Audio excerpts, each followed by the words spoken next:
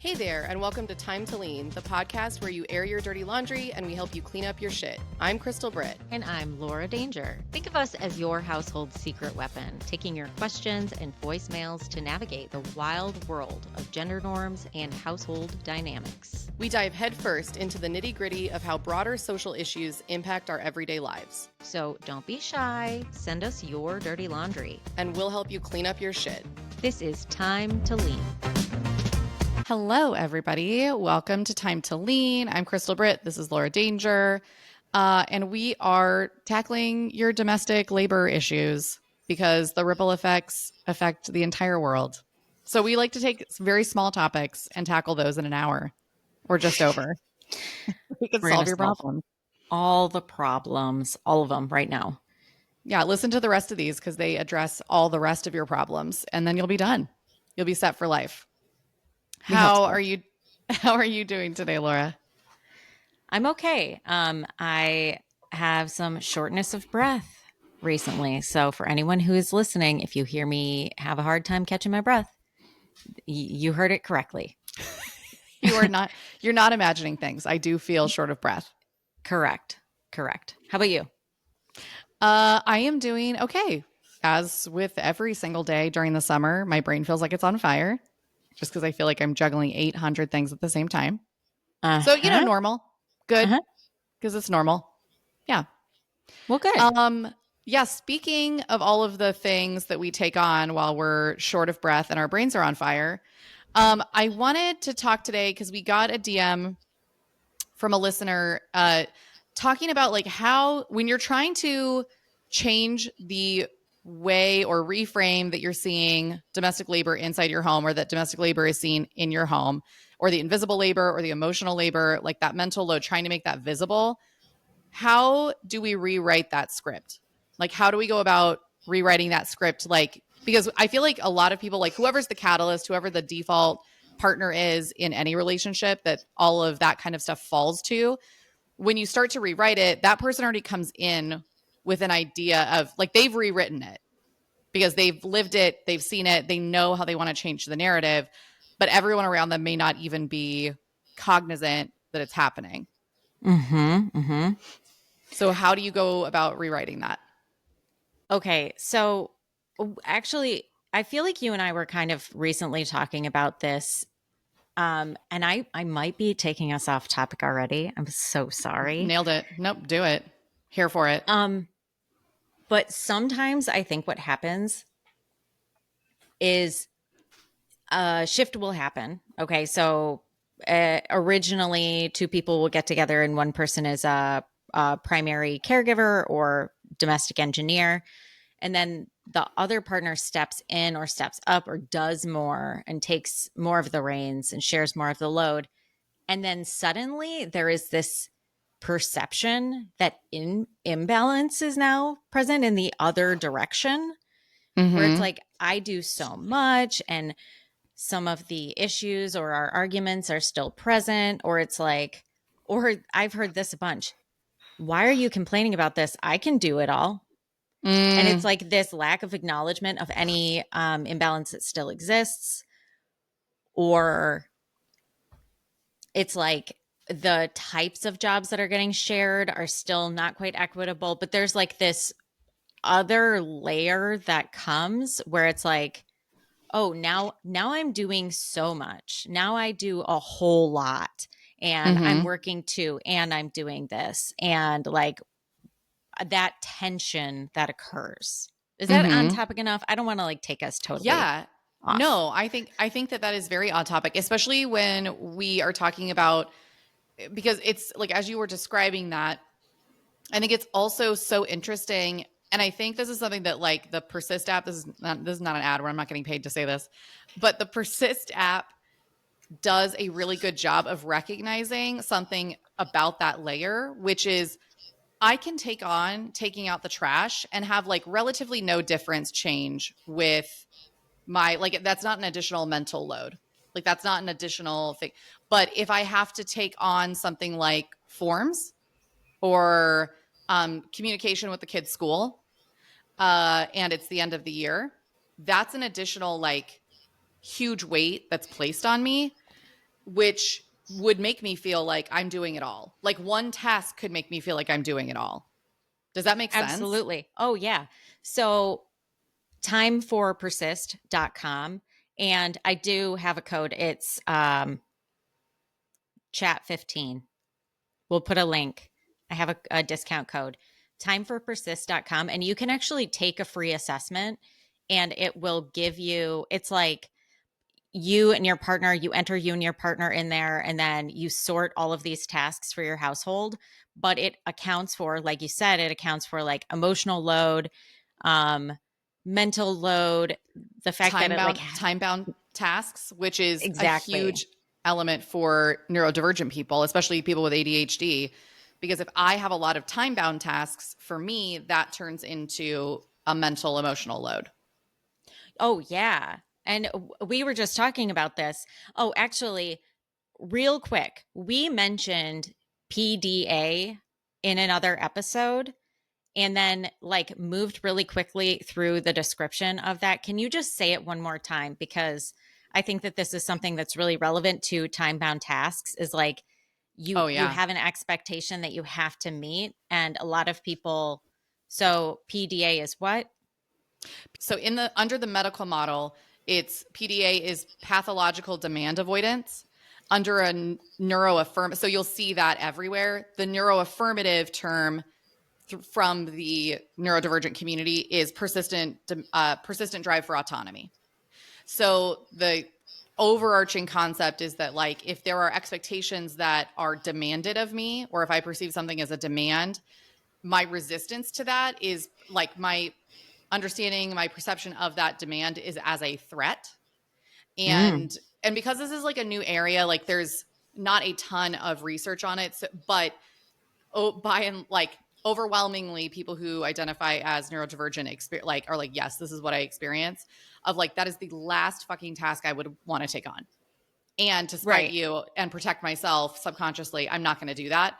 So if I have a deadline, or if someone has a deadline, it like that's how a lot of people end up doing things the very, very last minute if there are serious consequences, or refusing to do it at all, or It's ignoring it, or so ghosting it. funny because if you're like PDA, ADHD, you know, like if you have so if you have ADHD, I know for me, like a deadline needs to exist, but also, like you said, like the stress of having a deadline forces me to do it. And also because of the deadline, I'm going to be a total bitch. Like I'm going to be so upset about it. And also it's going to get done. So it is this emotional turmoil that happens. So it's an emotional stress to Yep. have a time bound task, even though like I might enjoy the time bound task, but there's that stress. Okay. I'm glad we mentioned it. And 100%. And this is like very tangential, but the more reading that you do on it, or like if you're curious about it, do more reading on it, because that can also be, like you said, like I same will be like a complete bitch about doing it. Uh my own term for myself in that moment. Can be, this is why women, or people who are socialized as women, or AFAB people, are more often diagnosed with mood disorders before neurodivergence is considered an option, because it's like, well, it's your hormones. Well, you have a mood. If you're 16, we're not going to diagnose you with bipolar. We're just going to say you're anxious and depressed, right? Mm-hmm. We're not going to assess all of the neuroaffirmative. I'm doing a lot of CEUs because I was trying to figure out how in the hell I could get, I could make it so that I could diagnose and assess for autism for adults, because it's so hard to get one. All of the CEUs that I'm doing are like, therapists need to make it standard to assess for autism and ADHD and OCD in an intake, just like we do for mood disorders. When we screen for those, just like we screen for anxiety and depression, like here are the instruments that make it easy to do that and simple. Just make it part of your intake, because that Mm-hmm. way you're accounting for that. It's like going to the doctor and them not taking your blood pressure if you're coming in for shortness of breath, right?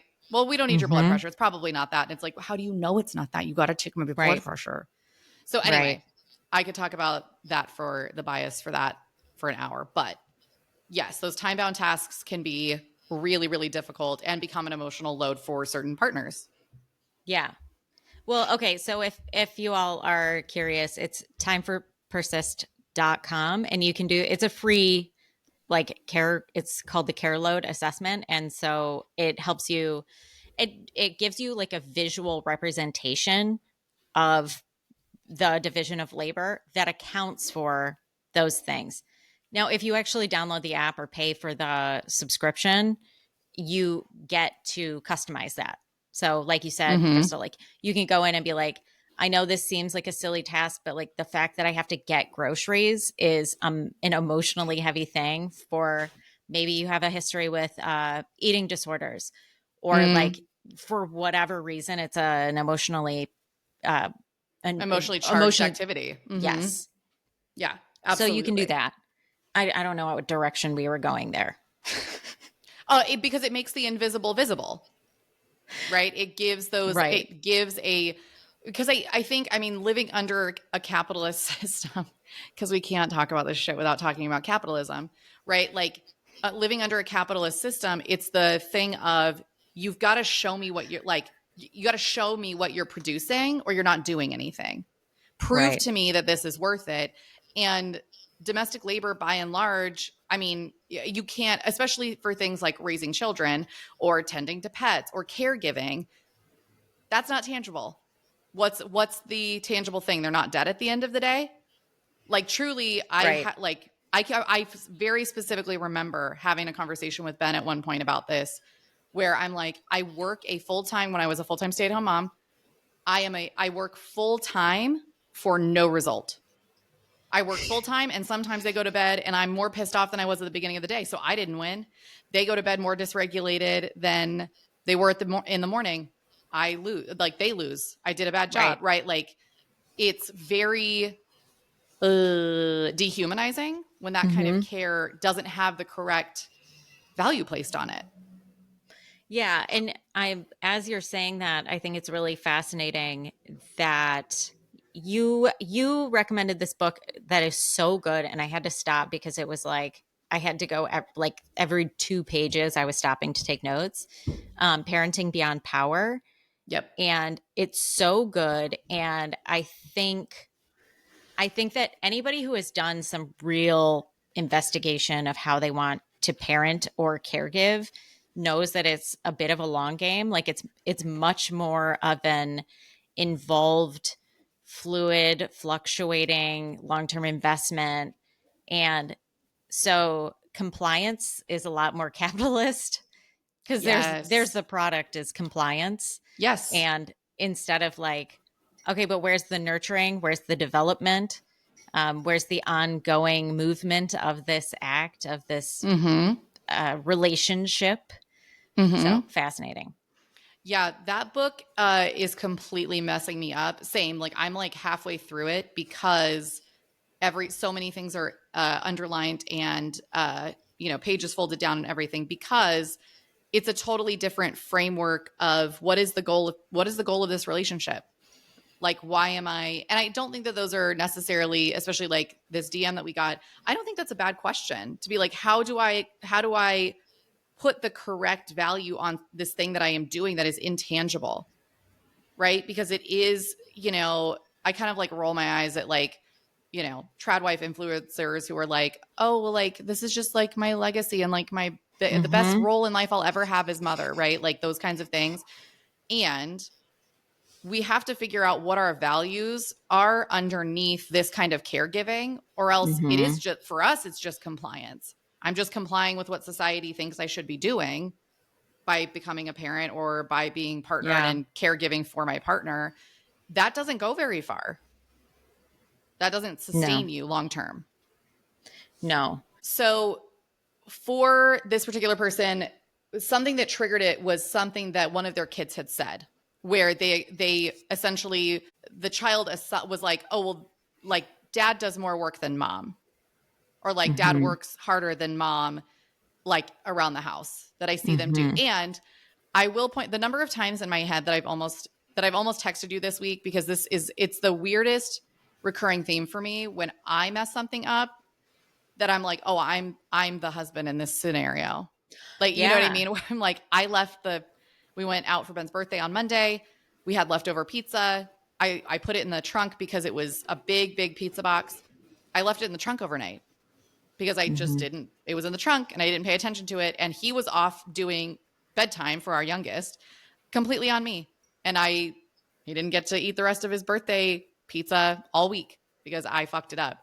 But having this like, oh man, having this like more tangible visual, like, oh, well, if a child sees dad do the dishes or clean the kitchen, but I'm doing the assigning of, I'm on the phone. These are all personal examples. I'm on the phone with our health insurance to try and get this online modality that I think is going to be more effective for one of our kids. I'm on the phone for an hour during Yeah. my workday while I'm trying to keep the puppy from peeing on something. I'm trying to make sure the 5-year-old doesn't have a meltdown while I'm on the phone. Like, for then a kid to pick up on and go, well, dad cleans the kitchen every night. I never see you Right. clean the kitchen, Right. right? Is like, oh, okay. So then like, how do you approach something like that with a child? And I'm talking like school age, not a toddler, like a kid who is able to like cognitively be like, no, I see dad, do the laundry. I have never seen you do laundry, which may or may not be how that task is situated. But like, how do you explain that to an elementary school aged kid that those things are different or look different? Yeah, I think that's really hard. Um I mean growing up, I don't think I saw a lot of the invisible labor. I don't think I saw, like, my mom had this book that she carried around with her, and it was like a binder. I don't know if you Oh my did anyone fucking in your God. life have that?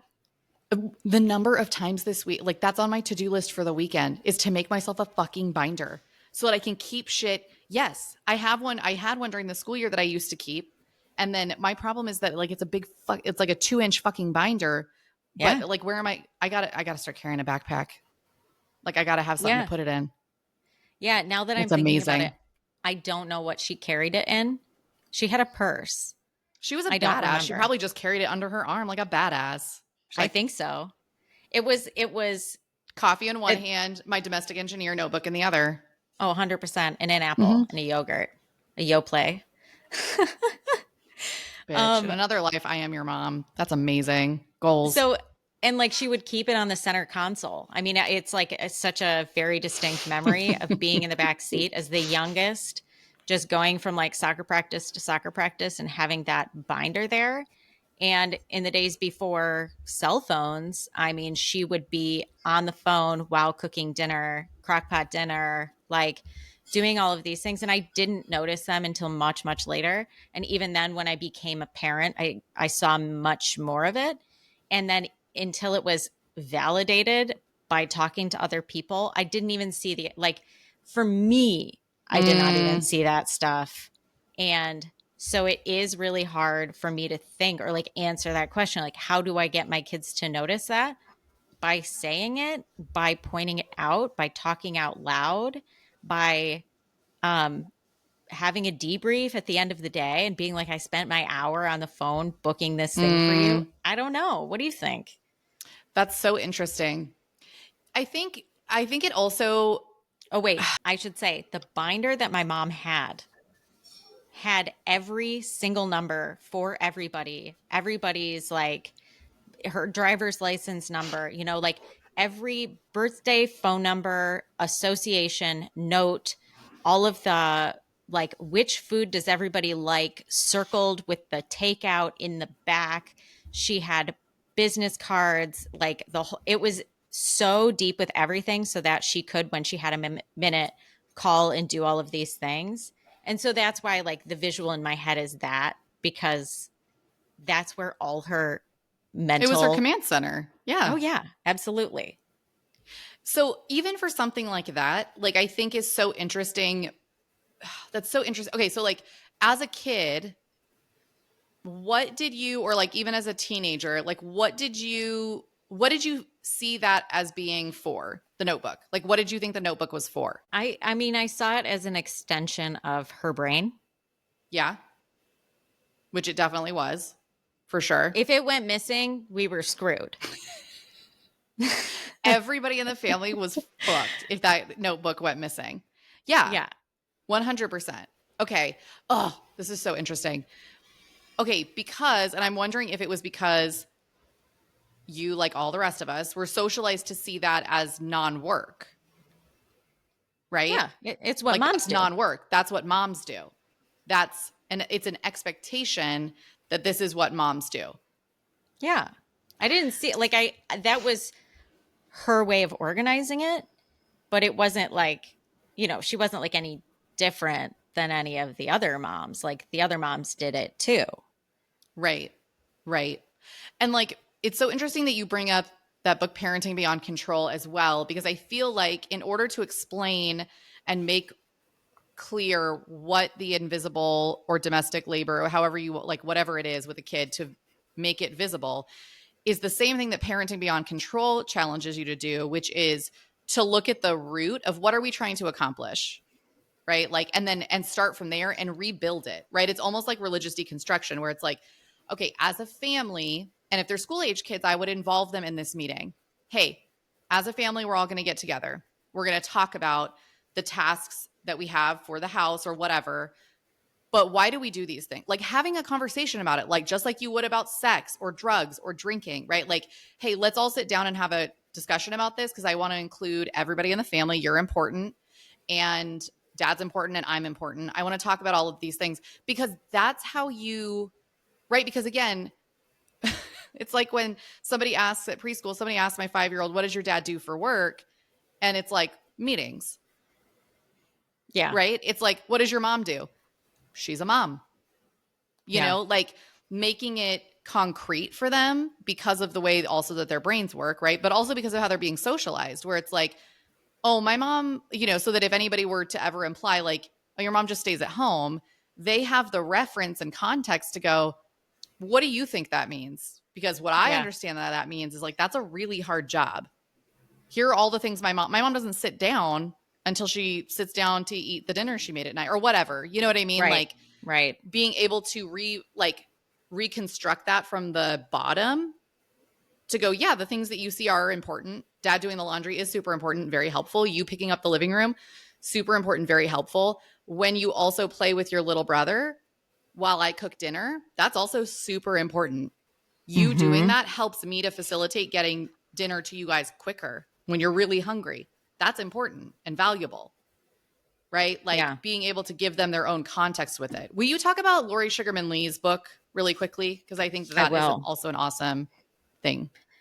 Yeah. So, Lori Sugarman-Li wrote this incredible book. It's kids book, a picture book, I should say. Um, Great for the entire family. It's called Our Home, and it goes through. It's kind of like, it seems like chores are boring or silly. It might be silly to look at it this way, but look at all of the things that we do that contribute to our home and how important our household is and what we can each contribute. And it goes through, it's a great introduction for the family, for the entire family, to notice the things that happen and also to involve kids. Yes, to get So, started like you on involving said, them. Mm-hmm. it was like Lori did a reading, a couple of readings here in Chicago. She's local, and I took my kids to it. And at like the end of the book, it's like, what tasks can you do that might feel hard now, but won't feel hard later? So it's like, can I throw away my tissues after I blow my nose? Can I turn my socks inside out before the laundry? Can I fold them? Can I help vacuum? Can I cut the food up before it gets served? It identifies little things, but it also challenges kids to notice what they can do, notice what's going around the house. And it's just like a generally very sweet book, and the art is beautiful. Yeah, So it's yeah, I really gorgeous. loved it. I love that book, and the kids like Yeah. it. Yeah. And I think too that that's like an unspoken or like a, I don't know, it's something that I think is not focused on necessarily in a lot of parenting books. But the idea of giving your kid, you're not only giving them autonomy by like trusting them with something, you're like as an extension of asking them to do things or asking them to notice or practicing noticing those things that are usually invisible. uh you're letting them know that they have an important place in the family, which for self-esteem and self-confidence is really important, that they Yeah. feel like they belong and they are valuable to the family, right? Like, which, if you are the default parent, or if you are a parent who does a lot of mental and emotional labor, you could express to your kids, like, I feel the same way, right? Like, I also want to feel valuable and important to the family, which is why I do A, B, C, and D, right? You can draw comparisons there. Yeah. Yeah. I like that. And, speaking of there's data that says that basically by teenage years, boys and girls are conditioned toward spending their time differently. And girls are spending significantly more time doing social activities and domestic work and chores around the house and community work too. Whereas boys are spending a lot more time on their computers or doing sports or I don't want to get it wrong, but I think a little bit more schoolwork, I think. And Mm-hmm. to me, that's a reflection, like theorists have all of these ideas and interpretations. But to me, that's reflective of, yeah, like you said, like how we teach people that they bring value to the world. And I Yep. think kind of in general, we have to strike this balance of we don't want people to be like, your only purpose is to cook and clean, like regardless of gender, to just be like, Right. this is work that is love based fully. Um, Right. it also has utility. And you shouldn't focus all your attention on trying to get ahead, get your grades ahead, rest up for the big game. Like that sort of shit always bugged me where boys would get maybe this okay. I don't want to step into like super gendered shit, but this is my raw feelings about this. Growing up, they skated by because of their, we hear that with sexual assault all the time. He's got a big career ahead of him. Don't fuck up his life with this accusation, like that sort of thing. Yes. 100%. Um, Or the looking the other way for things like grades, because he's got a big game on Friday, and if he has a C right, minus, if he has a C minus, he can play, but if he has a D, can't play. I'm not speaking from high school boyfriend experience. Yeah. right. And even then, it's like these kids are pushed toward that when it's like, okay, maybe he wants to like stay home and paint. Maybe he Right. wants to like write poetry. Right. Maybe he wants to spend time with his friends, like actually connecting over something and not just on video games or parallel play. You know what's so interesting is that I was listening to, because I was like, where did I hear this? But I was doing a suicide prevention assessment and evaluation training, like for my Uh CEUs. huh. And the evaluator or the presenter was talking about how, like, the rate of adolescent anxiety and depression and hospitalizations are actually up like 40% in the last 10 years or something bonkers. And he cited, like, part of that is like social media. Yeah. But like also part of it, uh, is a lot due to like the community that they don't have because they're connecting online instead of in person. Part of the thing that was the biggest driver and the biggest factor was like the anxiety and the pressure that they feel to get into a good college, it's the expectations that the adults are putting on them, Mm, right? Of like, I've got to make these grades so that I can get into a good college so I can have a better life. I have to play these certain sports and take shit from, this coach or whatever, no matter what, because this is my future. So like, yeah, if they don't, like, what decreases that anxiety and depression and the likelihood of suicidality is when you let them do what they feel drawn to do, as opposed to forcing them to do things that they may not feel like they have the ability to say no to. So anyway, yeah, that's very interesting. yeah, I think like culturally, if we took the emphasis off of you have to get into the best school, you have to get the best job, you have to be really freaking good at the housework so you can marry well. Like, and I don't know if we I I don't know that many people who are getting that language at them anymore, but it might be, I mean, I definitely think our generation heard like do really well so that you don't need a man, like so Oh you yeah. can do it on your own. Mm-hmm. um and if we could like change the framing from that to more like get a good enough wage. Like, join your coalition at work so that you can all have some good hours and be well enough to maintain those friendships that you make now, and like just a Yes. little reframe. Well, and that's what's so interesting too, not to make this a Dungeons and Daddies podcast shout out, but like when you and I went to their show and they were doing a Q&A beforehand, someone asked like, what's the best decision that you've ever made that allowed you to do what you're doing now? And Anthony Birch, who is the dungeon master and like the game master for that podcast, said, I applied to 2 schools and I got into both NYU and Arizona State University, as opposed to going to NYU and accruing a bunch of student loan debt. I went to ASU, stayed local, got in resident tuition. So because I did that and I didn't have a bunch of student loans, I was able to say yes to riskier or weirder projects that I was really passionate about, as opposed to being forced into this, well, I can't take that job because it doesn't pay as well because I have, $100,000 plus in student loans, right? Mm-hmm. Which again is an anti-capitalist idea, that you would prioritize your creativity or your art or your passion. And like what was bonkers to me was to sit in that audience and look at him now and like look at what he and his team have created and go, oh, that worked. Because I think the impetus like in a capitalist society is to go, that's not going to fucking work. That's idealistic, right? Like to be an artist and to do what you want, but like to prioritize your mental health and your well-being over, well, I've got to get into the best and the best so I can compete, and like that competition hierarchy and all of that. No, there is a benefit. There's an actual benefit to that. But again, it's not tangible necessarily. You're the only one who can feel it. Right.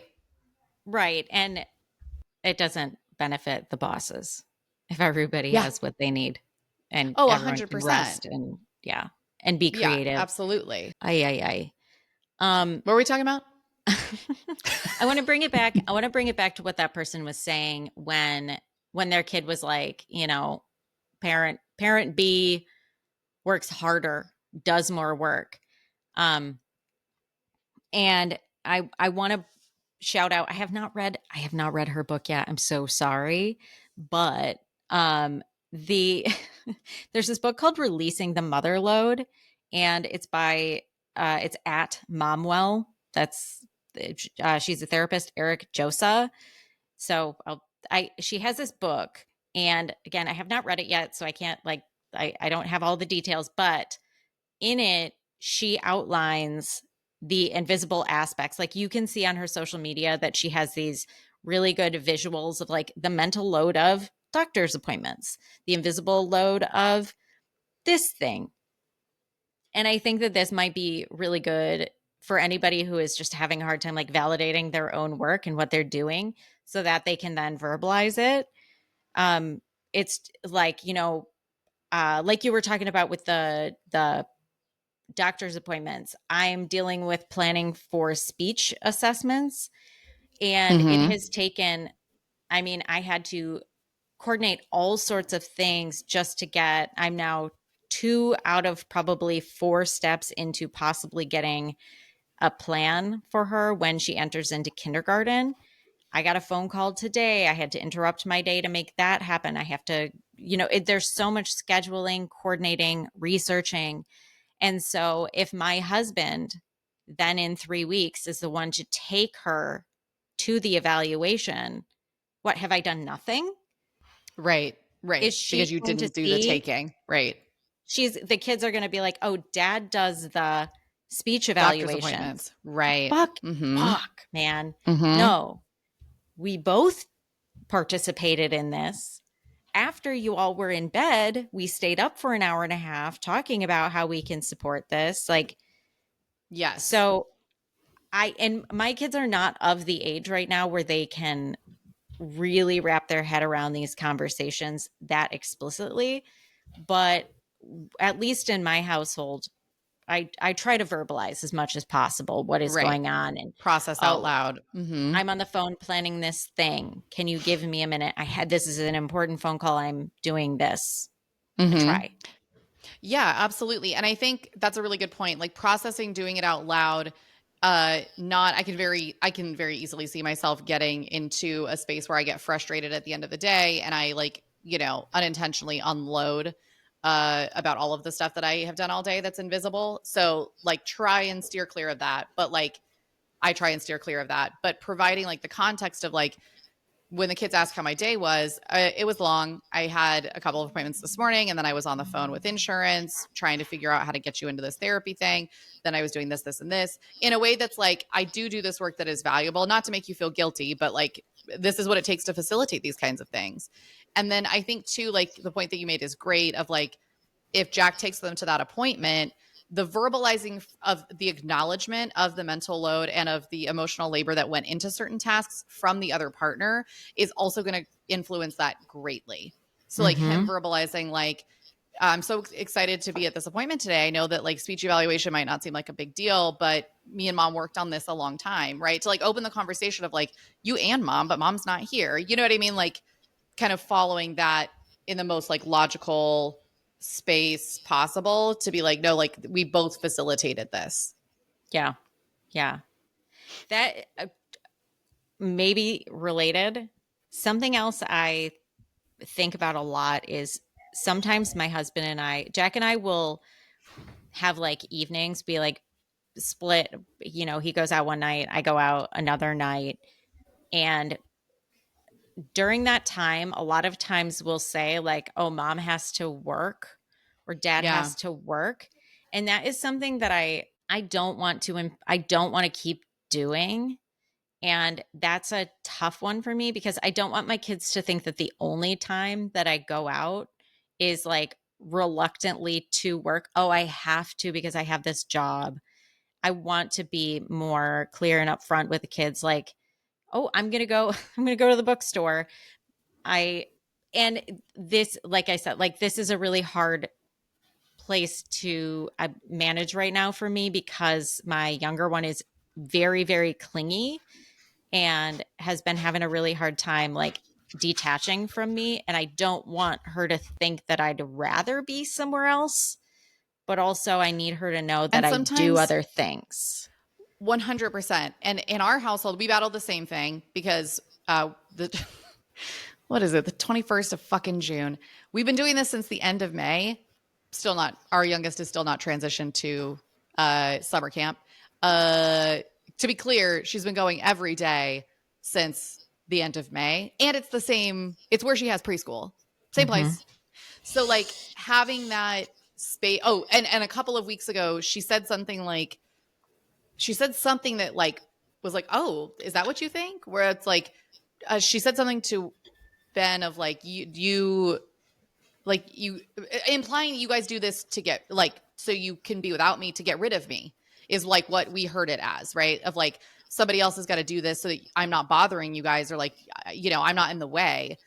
And we were like, is that what you think? That like we're glad when we drop you off? We're not glad we drop you off because we're like, oh, thank God. We drop you off and we're glad because we're excited for what you're going to do at school. And we're excited to see what stories you come home with. Like we send you so that you can have time with your friends. Dad and I do work at home, but it's boring. Like we do this for an extent. And of course, they have no context for what other parents do or how other parents, you know, work 9 to 5s or whatever. Ben and I both work from home. So all she knows is that context of, well, you guys are at home having fun without me and happy that I'm gone.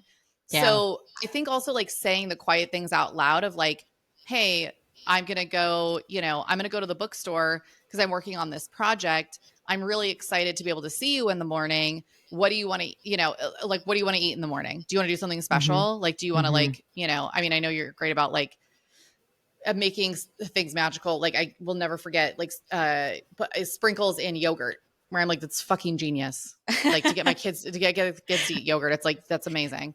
But like something simple of like, no, I love you. And I have to go do this thing because I want to. And it's important for me to be able to do other things, but I'm not trying to get away from you, which spoiler alert, even if you are trying to get away from them, that's okay. But Yeah, you can right. also like facilitate that in a way that doesn't affect their self-esteem and is something that you handle while you're not with them. But yeah. Yeah. And I think like as kids get older too, you know, I think that as kids get older, talking to them about the invisible things that they do, like also my kids are, I mean, I was this way too. I didn't just have The Sims. I had an in-home interior decorator software for professionals That's amazing. That's incredible. It like killed our computer too. I remember it just being like, just like the Oh, for fan. sure. It's hot. That fan's blowing hot air at you. Oh, for sure. I love It's like a 1 gigabyte game for a thing that like, could only handle Yes. professional software. It.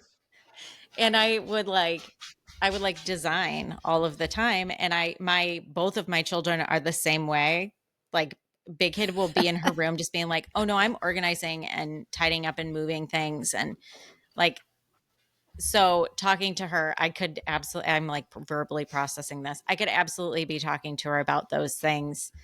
We do talk about like cleaning, but I hadn't really thought to talk to her like, hey, didn't you do all of these cool, like moving things around? And we spent some time researching what bookshelf you want to buy. And like all of it. We've gone to 3 different stores now just to find something within our budget for this thing. So we do those things, but I've never really explicitly talked to her about how much work it is. Yes. Or acknowledging how much work it is to do that. Yeah. And that's really interesting because I think too, like, especially like with work, and I think maybe for millennial parents, we do this a little bit less because we don't want to, like, if we were parentified, we don't want to parentify our children.